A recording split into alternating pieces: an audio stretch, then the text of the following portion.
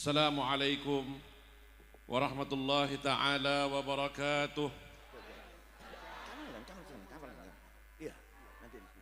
Apa kabar semua, sehat? Alhamdulillah, bersyukur kita kepada Allah Subhanahu wa taala.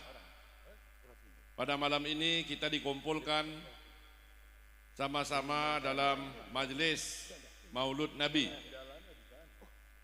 Dan kita harus ketahui bahwasanya majelis seperti ini perlu sering kita hadirkan diri. Kenapa? Nanti saya akan ceritakan. Hari ini saya tidak rasa enak untuk mengajar karena banyak orang-orang hebat di depan saya.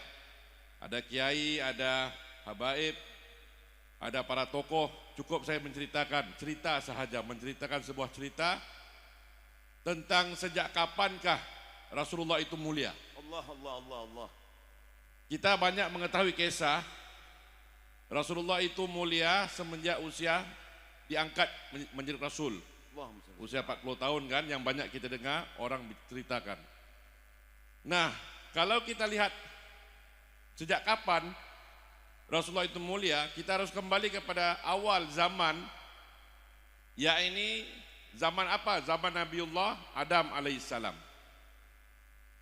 Kenal Nabi Adam? Kenal? Nabi yang pertama, betul? Betul. Tapi Nabi Adam sebelum diturunkan Allah ke muka bumi untuk menjadi nabi, dia di mana? Di surga. Benar. Di mana, Bu? Di surga. Surga di mana? Di atas atau di bawah? Atas mana, Bu? Atas langit.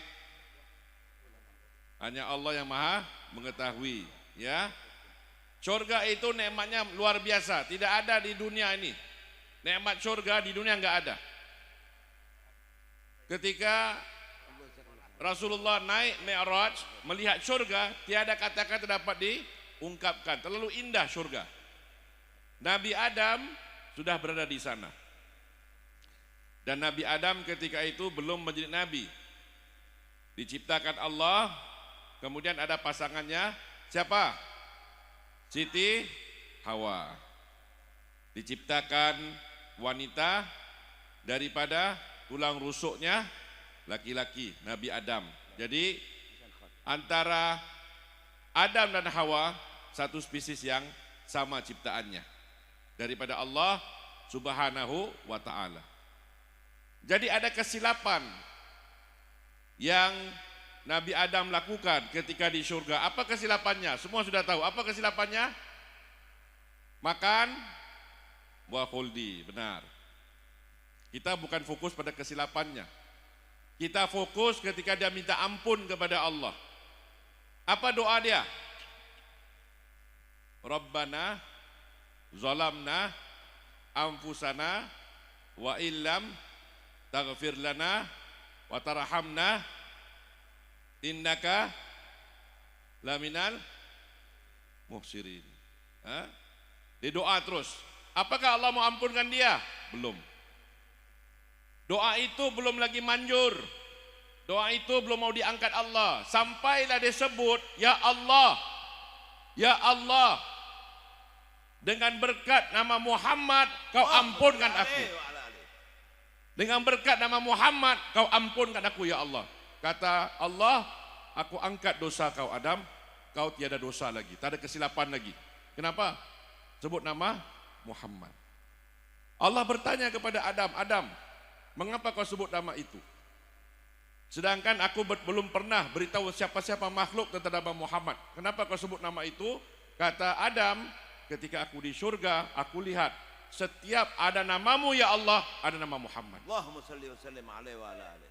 Maka kalau nama itu bukan sembarang nama, pastilah, pastilah kalau aku sebut namanya, pastilah kau kabulkan. Apa bersampingan dengan namamu. Allahumma salli wa sallim. Di pintu-pintu surga ada nampak nama Muhammad. Di lampu-lampu surga ada nama Muhammad. Kenapa? Nabi Muhammad belum diciptakan Allah, belum wujud, tapi namanya sudah dimuliakan Allah Subhanahu wa ta'ala. Lanjut. Gimana, Bib? Cukup. Cukup. Habib kata cukup. Ibu-ibu mau lanjut atau mau cukup nih Bu? 5 Gimana menit Pak? lagi. Bisa Pak? Paling maksimal 5 menit. 5 menit lagi ya? Ya, oke. Ya. Ketika mana Allah Subhanahu wa taala sudah mengampunkan Nabi Adam pasal apa? Tawassul ini dia kepada nama Muhammad, bertawassul kepada nama Muhammad tadi. Maka diampunkan Allah segala kesilapannya. Masuk ke dunia daripada nur tadi kan, nur cahaya kenabian turun sampai ke Nabi Ibrahim, sampai Nabi Ismail, terus sampai kepada Abdullah, sampai kepada Siti Aminah, ibu Rasulullah sallallahu alaihi wasallam. Ibu-ibu di belakang sana, ketika proses anak ini, ketika proses mengandung Bu, di proses 3 bulan pertama gimana Bu? Muntah enggak? Muntah. Mual? Muntah? Siti Aminah tidak muntah, tidak mual. Daripada 3 bulan sampai kepada 6 bulan, sampai kepada kelahiran baginda Rasulullah, insan agung pilihan Allah, Siti Aminah tidak merasakan sebarang kesakitan. Ibu-ibu gimana Bu? Sakit enggak? Ya Allah, tolong bang, sakit bang, tolong bang. Dipegang tangan suaminya mau putus. Sakitnya nak melahirkan anak, meregang nyawa, 1001 macam urat putus. Jadi kita laki-laki Pak kena hargai ibu-ibu di belakang. Betul? Perjuangannya besar.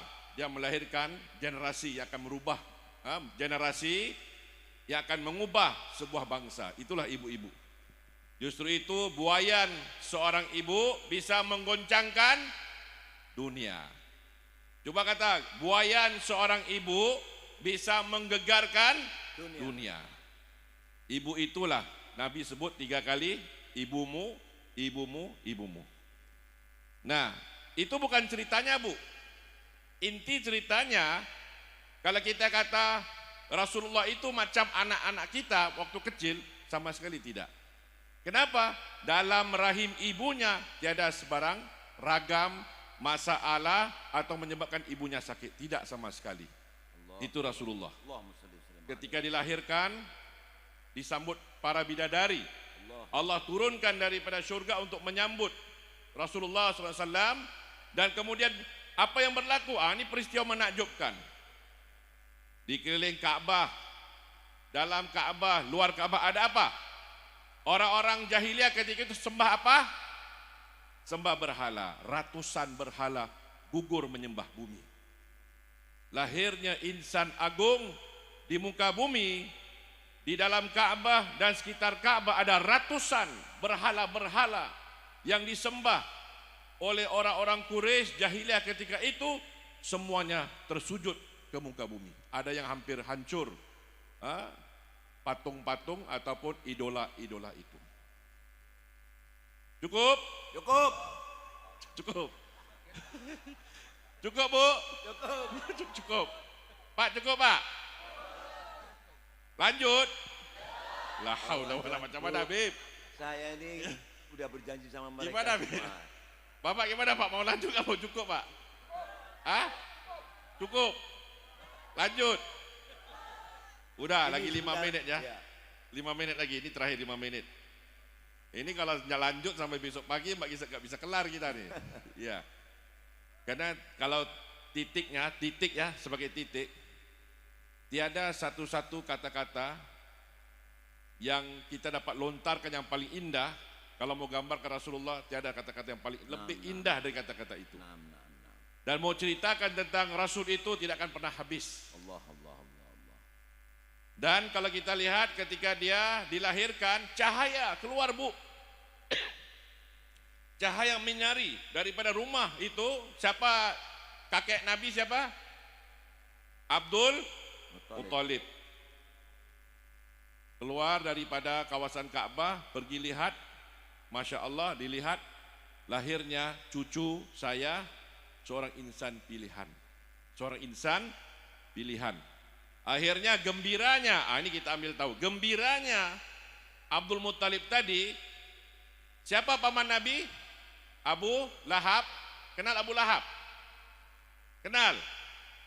Ya itu paman Nabi, tapi yang bersih, yang jahat, yang nakal. Ada yang baik, ada yang nakal. Tapi dia awalnya tidak jahat. Abu Lahab ini betapa gembiranya dia mendapat ponakan, dibikin majlis maulid seperti mana kita bikin ini, dipanggil orang, dikasih orang makan, dijamu orang, dikasih makan, dikasih hadiah. Kenapa? Karena lahirnya keponakan saya. Dia nggak tahu ini insan yang lahir akan mengubah dunia, dia tidak tahu. Akan mengubah pahamannya, akan mengubah kepercayaan, dia sama sekali tidak tahu. Sampailah anak ini besar, menjadi seorang rasul, benar-benar mengubah sembah berhala, balik kepada bertauhid kepada Allah, hidup dalam budaya kesesatan, kezaliman, aniaya orang, bunuh sesuka hati dan sebagainya, kembali kepada keadilan Islam, saling berkasih sayang, saling bertoleransi dan tolong menolong. Dan dia pernah mengeluarkan upah, hadiah, barang siapa yang bisa menangkap Muhammad, membunuh dia, hidup ataupun mati, akan diberikan hadiah berapa? 100 ekor unta. Tapi tidak berjaya, Allah selamatkan Rasulullah. Mati dia diazab Allah, azab. Namun ini harus kita dengar. Setiap hari Senin, ini dah kena nih, cukup. Setiap hari Senin itu hari kelahiran siapa? Nabi Muhammad. Setiap hari Senin lah azab yang Allah berikan kepada Abu Lahab yang musuh Nabi, pasal dia pernah bikin maulid satu kali seumur hidup. Pasal keponakan ini yang baru lahir, Allah ringankan azabnya pada hari Senin. Pasal apa? Dia pernah, satu saja baiknya, dia pernah memberikan orang makan. Seperti mana kita bikin sekarang nih, maulid Nabi kita berikan majlis maulid wa ta'lim. Ini Habib, ini saya punya wang untuk kasih orang makan kerana Rasulullah, untuk kasih anak yatim kerana Rasulullah, untuk bantu fakir miskin kerana Rasulullah. Itu sahaja yang kita berikan, walaupun serupiah, walaupun 1.000 rupiah, nampaknya kecil, dampaknya besar. Kita akan diangkat makam kita oleh Allah Subhanahu wa ta'ala. Cukup, Bu? Cukup. Cukup ya. Yang belakang paling kuat. Cukup. Ya, udah cukup. Karena ini kalau lanjutkan lagi nggak bisa selesai, Bu. Jadi saya ucapkan ribuan terima kasih. Tadi sudah kita berikan beberapa santunan, dan juga insya-Allah Majlis wa Ta'lim dan Ibadah SG Singapura sudah hampir 16 tahun ya.